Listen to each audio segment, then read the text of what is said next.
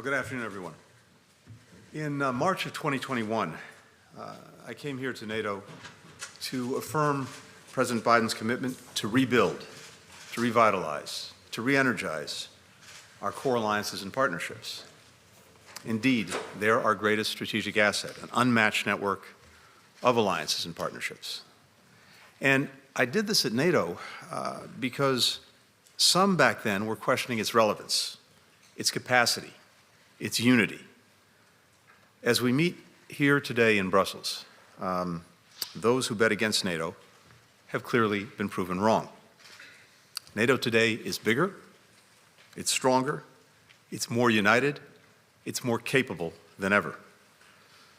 In Vilnius, NATO's leaders agreed to the most ambitious plans since the end of the Cold War to adapt and to strengthen our alliance.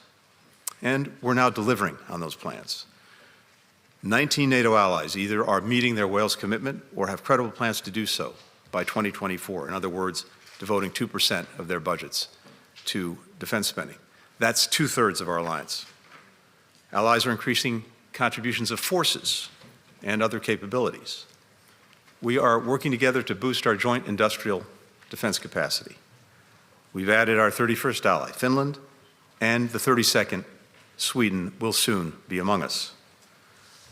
NATO will continue to adapt to meet 21st century challenges, threats, whether it's Russian aggression, coercion from China, challenges in cyberspace, terrorism, the entire gamut of things that we have to be concerned about as an alliance. And in fact, it's this capacity to evolve that has made NATO the world's indispensable alliance for 75 years, and the actions we've taken at Vilnius and that we're taking here over the last couple of days are setting NATO up to remain that indispensable alliance for the next 75 years. The meetings here this week focused on critical steps that we can take to advance NATO's revitalization in time for the historic Washington Summit, the 75th anniversary summit that'll take place next year. First, we focused on NATO's enduring support and commitment to Ukraine. And I have to tell you, listening to all of our colleagues around the table, every single one expressed strong, enduring support for Ukraine. Some are questioning whether the United States and other NATO allies should continue to stand with Ukraine as we enter the second winter of Putin's brutality. But the answer here today at NATO is clear and it's unwavering. We must and we will continue to support Ukraine. Ensuring that Russia's war of aggression remains a strategic failure is as vital today as when the Kremlin launched that war almost 2 years ago. Now, our adversaries are not standing on the sidelines. Most of the drones that we've seen used in the biggest ever drone attack on Kyiv just last weekend, those were made and supplied by Iran. North Korea is providing significant arms shipments to Russia. Stakes for all of us are clear, and again, I heard this from everyone around the table, and we must send an unequivocal message.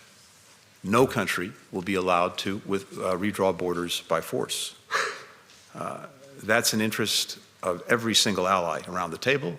It's an interest of many countries beyond this alliance with whom we've been working since February of 2022. And it's also why we're accelerating efforts to enable Ukraine to stand strongly on its own feet, militarily, economically, democratically. Even as we're supporting Ukraine's fight today, we are helping them build a military that is capable of deterring and defending against aggression far into the future. The supplemental budget request the President made is a demonstration of our own commitment to that goal, and we're looking to Congress to approve it in the coming weeks. Another critical point that is really worth underscoring, and it's reinforced by everything that I've seen over the last 2 days here. When it comes to Ukraine, the United States is not standing alone. We've provided about $77 billion in assistance to Ukraine. Our European allies, over the same period of time, have provided more than $110 billion.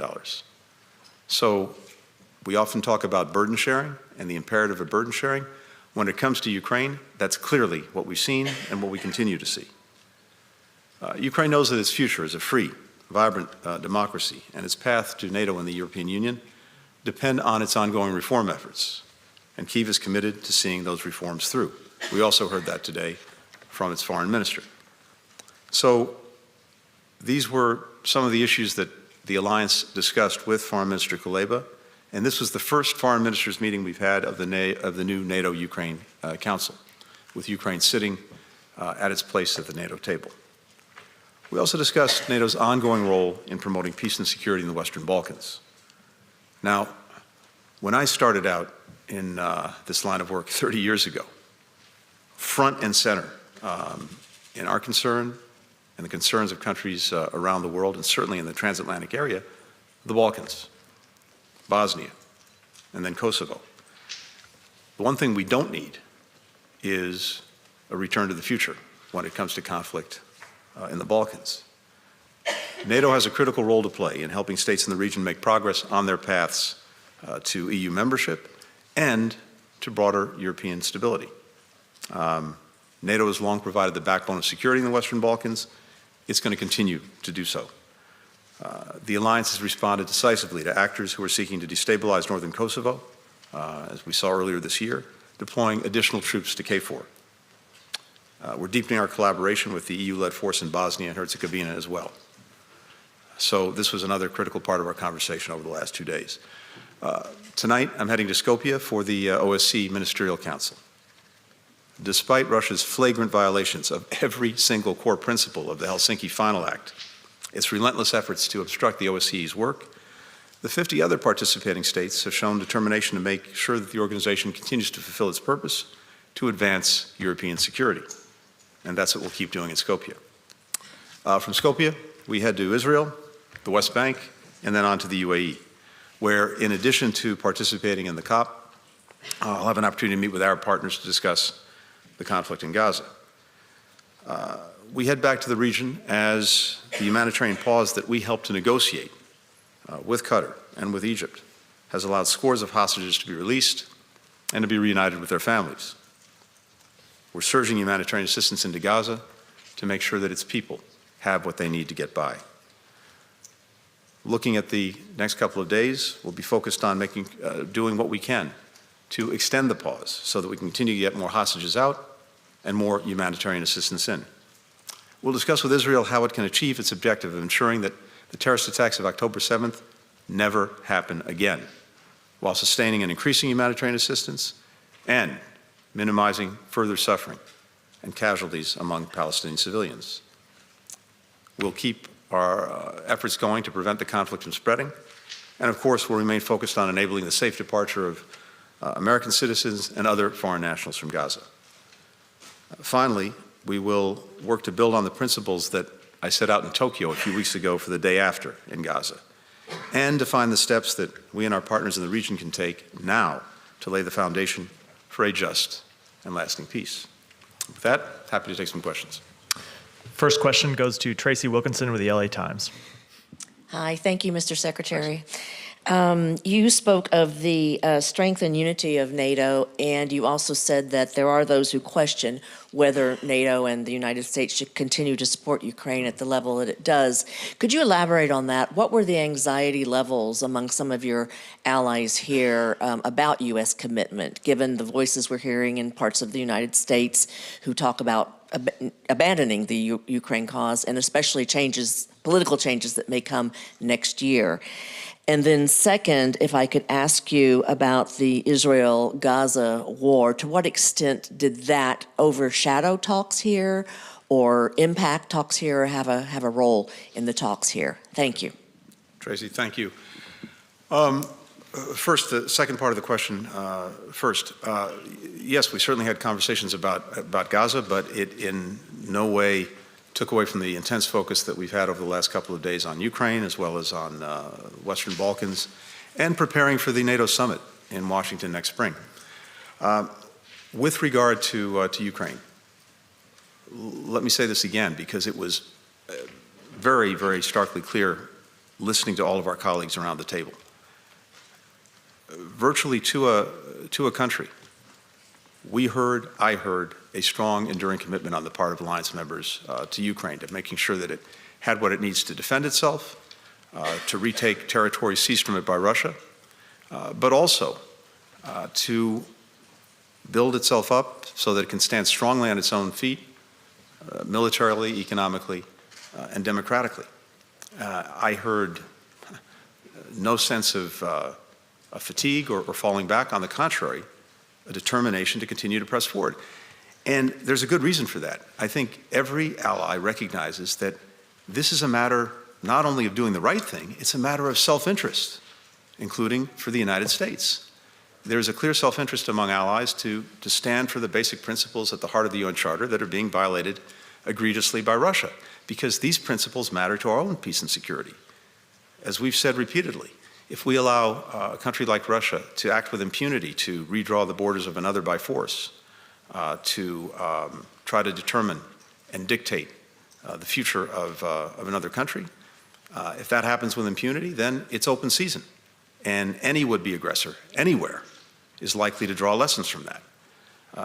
That's why it's been so important to us, but also to every country around the table, to stand strongly with and for Ukraine. And I heard nothing to suggest the contrary. And when it comes to the United States, what I continue to see, what I continue to hear is strong bipartisan support in both chambers of Congress for Ukraine. And I think you heard Speaker Johnson address this just the other day, which is very encouraging. So we have work to do to move the supplemental budget request that the President made forward. We're determined to do that. And again, we're determined to do that because it's so clearly in our interest And Congress, time and again, when we've gone to them, has stood up and delivered. And we expect that to happen going forward. Again, not only because it's the right thing to do, but because it's the necessary thing to do to advance the interests of the United States. Joe Barnes with The Telegraph. Thank you. Joe Barnes from the Daily Telegraph. There's a growing perception that Ukraine's Western allies will move away from helping Ukraine sustain another major counteroffensive in a switch of strategy that essentially helps Ukraine hold its lines. How do you ensure that the next strategy taken by Western allies doesn't prematurely push President Zelensky and Ukraine into premature peace negotiations? And secondly, if I may, could I get your thoughts on former Secretary General Rasmussen's plan that would see Ukraine be allowed to join NATO, but without Russian-occupied territories being covered by Article 5? Thank you. Good, thanks. So what you describe is not at all what I'm hearing, seeing, or what we're doing. The NATO countries individually, and we have now more than 50 countries that are, many of them, of course, NATO members, others not, who have been almost from day one fully part of the effort to make sure that Ukraine has what it needs, not only to defend itself against ongoing Russian aggression, but to help enable it to retake territory that Russia seized from it. And that commitment continues. And there's no move away from that. We're determined to make sure that Ukraine has what it needs, including to take back territory that Russia's taken from it. At the same time, there's also, and I think this is critically important, a commitment on the part of many countries to help Ukraine build a future force that can ensure deterrence and ensure defense against aggression going forward. And that's critically important, coupled with the efforts that we're making in other areas, for example, to generate private sector investment in Ukraine so that its economy can continue to grow, to build, and it has resources of its own, as well as making sure that it's advancing on reforms to strengthen its democracy, which will be tremendously facilitated by the fact that the European Union is engaging Ukraine on the accession process, and of course reforms are necessary for that. All of that is doing two things. It's making sure that Ukraine has what it needs in this moment to continue to deal with Russian aggression, to continue to work to take back its territory, but also sets Ukraine up strongly for the future so that it can stand strongly on its own feet, again, not only militarily, but economically and democratically. That's the single best response that we can make. And it also has this effect.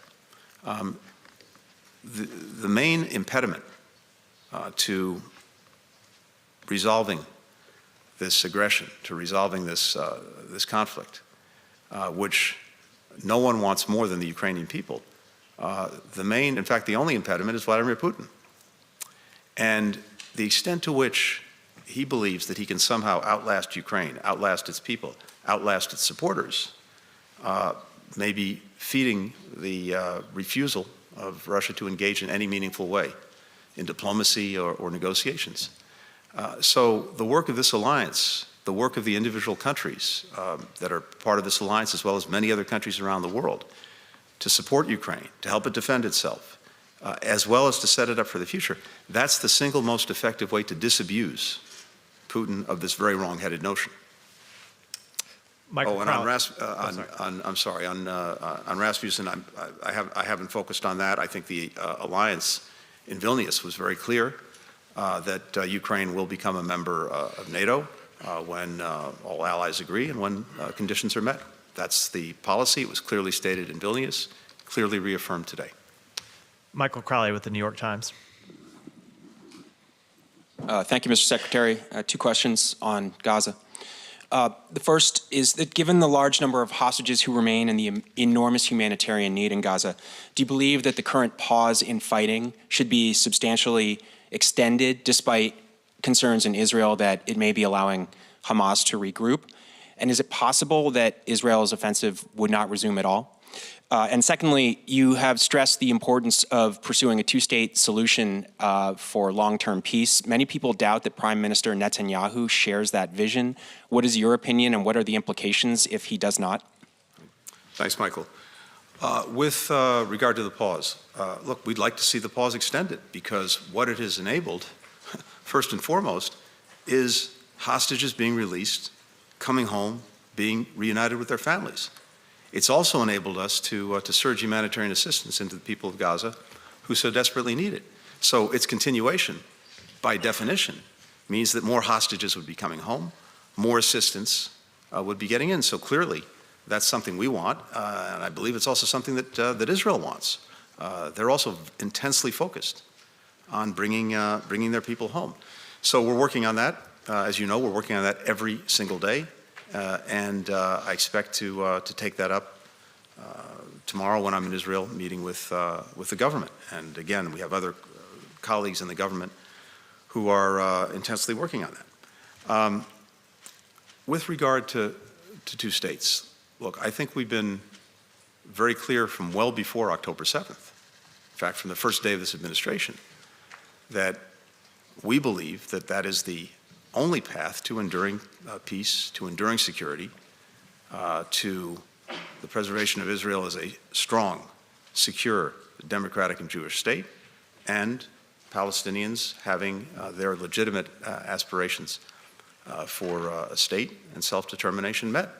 And I think the events of October 7th only further confirm that commitment. But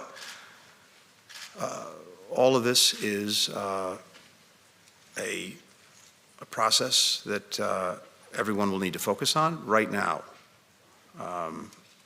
everyone is focused on the day of what's happening in Gaza right now. But we also need to be focused at the same time, and we are in conversations with many other countries, on what I've called both the day after and the day after the day after. By the day after, I mean what happens in Gaza once the campaign is over. There are important questions about its governance, its security, its reconstruction. A couple of weeks ago in Tokyo, I laid out some basic principles that we see as being necessary, but also the day after, which is how do we get on a clear path to meeting the legitimate political aspirations of the Palestinian people, which really, in our judgment, is the only way to durable peace, durable security for everyone, starting with Israel and Israelis. But these are conversations that we'll pursue in the days ahead, in the weeks ahead, in the months ahead. There's a long history here, but I think what this has done, what October 7th has done, among other things, is I think to refocus many countries in the region and well beyond on how do we help Israel ensure that this never happens again. And we believe that one component of that is putting in place the conditions for genuinely lasting, durable peace and stability. And for us, the best path there goes to two states. And the final question goes to Alexander Baker with The Telegraph. Thank you, Mr. Secretary. How does the U.S. view the ambition of the Dutch Prime Minister Mark Rutte to be the new Secretary General of NATO? And is the outcome of the Dutch election an obstacle? Well, first, we have one Secretary General at a time. And as it happens, we have an extraordinary Secretary General right now, and Secretary General Stoltenberg. I said it yesterday, repeated it at the Council. His leadership over the last few years at one of the most challenging times in the history of our alliance has been nothing short of exceptional. And again, colleagues around the table said the same thing. But he still has a lot of work to do. As we head to the Washington summit, which is still many months away, we're focused intensely on that work and on working with the Secretary General to make sure that we have a successful summit and the alliance continues to deliver on the commitments that its leaders have made, particularly the Vilnius summit. With regard to the future and the next Secretary General, I'm not going to comment on internal deliberations within the alliance. We will work that out. We'll work on it together. And I would expect that by the Washington summit, we'll be in a position to talk about it more clearly and more directly. Thanks. Thank you all. What about Sweden as a NATO member?